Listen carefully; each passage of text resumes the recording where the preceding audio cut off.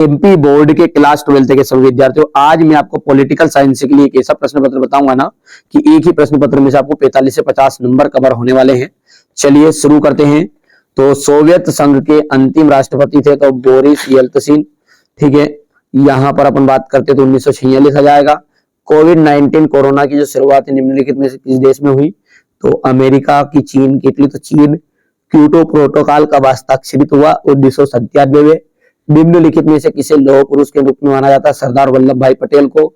भारतीय विदेश नीति निरपेक्षता का क्या अभिप्राय है?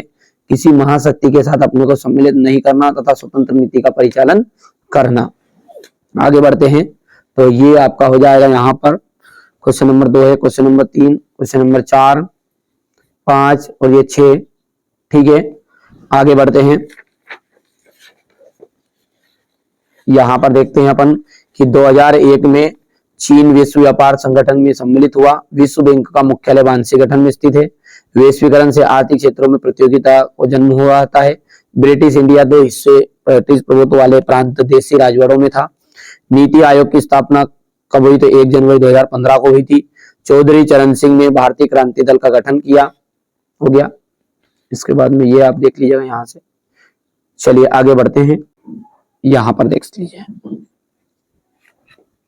ट्रांसलेट कर लेना, कुल मिला के बात ही है। चलिए आगे देखते हैं जोड़ी को हम। तो चलिए अब है जोड़ी। तो पहला है आपका सोवियत संघ में गणराज्य की जो संख्या है वो आपके हो जाएगी 1979। विश्व की कुल जनसंख्या 777 करोड़। विश्व पर्यावरण दिवस का जाएगा 5 जून। प्रथम पंचवर्षीय योजना का जाएगा 8 अगस्त 1963। उल्फा के संस्थापक उग्रवादी नेता परसेव बरुआ आ जाएगा यहाँ पर। ठीक है, 5वां हो गया है। और 6 दिसंबर 1982 मस्जिद विध्वंस और कामकाज की योजना जो है वो हो जाएगा 1951 से 1956 तक। चलिए यहां से अपन नंबरिंग कर देते हैं आपके लिए। ये दूसरा है, ये तीसरा रहेगा, ये चौथा रहने वाला है, ये 5वां है, ये छठा है, ये 7वां है, सॉरी चौथा, 5वां,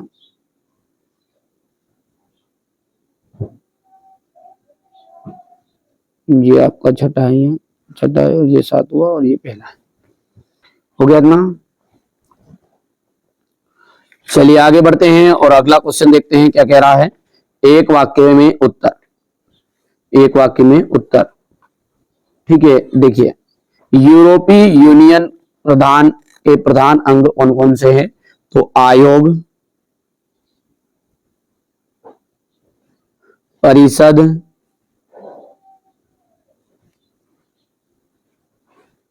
संसद। सियाचिन की समस्या का संबंध किन देशों से है? तो भारत और पाकिस्तान से है।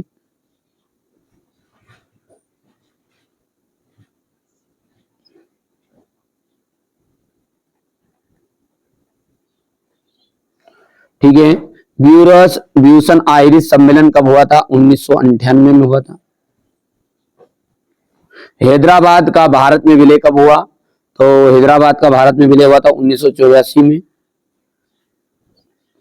किस पड़ोसी देश के साथ भारत की सीमा सबसे लंबी थी? लंबी है या बांग्लादेश?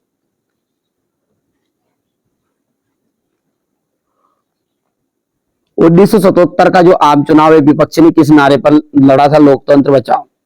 लोकतंत्र बचाओ। ओबीसी शब्द का विस्तार क्या है? Other backward classes.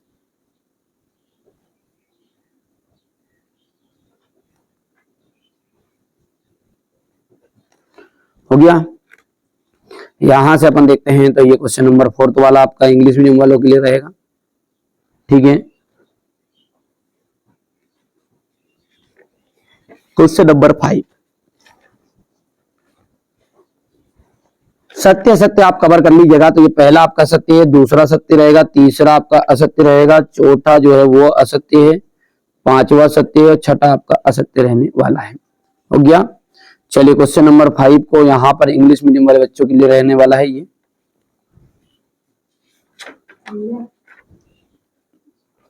चलिए तो यहां से अपन एक वाक्य सत्य सत्य है, ट्रू फॉल्स है। तो इंग्लिश मीडियम वाले बच्चों के लिए तो यहाँ पर ये ट्रू हो गया, दूसरा भी ट्रू है, तीसरा फॉल्स रहेगा, चौथा आपका जो रहने वाला है वो आपका फॉल्स है, और पांचवा जो रहेगा वो ट्रू ट्रू रहेगा। याद रह जाए अपनी चीजें। आगे बढ़ते हैं। ये क्वेश्चन नंबर आपका देखिए बेटा बहुत ही मोस्ट इंपोर्टेंट है, कोई असली प्रश्न पत्र के क्वेश्चन नहीं है, इतना तो आप भी जानते हैं, ठीक है। पर विचार करूंगा कि कोशिश करूंगा कि आपको थोड़ा सा अच्छी चीजें प्रोवाइड करा दूं, ठीक है। चलिए तो आगे बढ़ते हैं। ये क्वेश्चन नंबर 7 है आपका, कोविड-19 कोरोना की विश्व को कैसे प्रभावित किया, पर्यावरण प्रदूषण, ठीक है। एक्टिव रहिएगा चैनल पर, कोई सी नई चीजें आती है तो वो जरूर देख के जाइएगा, ठीक है।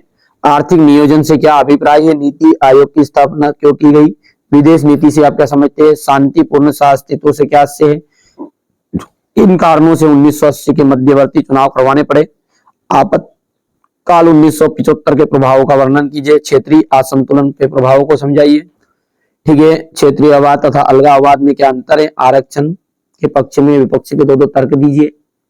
हो गया,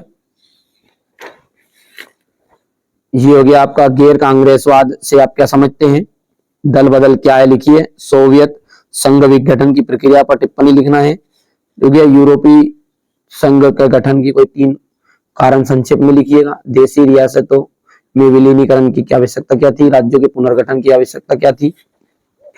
यहाँ पर देखिए क्वेश्चन नंबर 19 हो गया है, युवा तर्क से आप क्या समझते हैं, क्वेश्चन नंबर 20 आपका ये रहेगा, क्वेश्चन नंबर 21 यहाँ पर देख लीजिएगा आप, क्वेश्चन नंबर 22, ठीक है बेटा, ये आपका क्वेश्चन नंबर 23।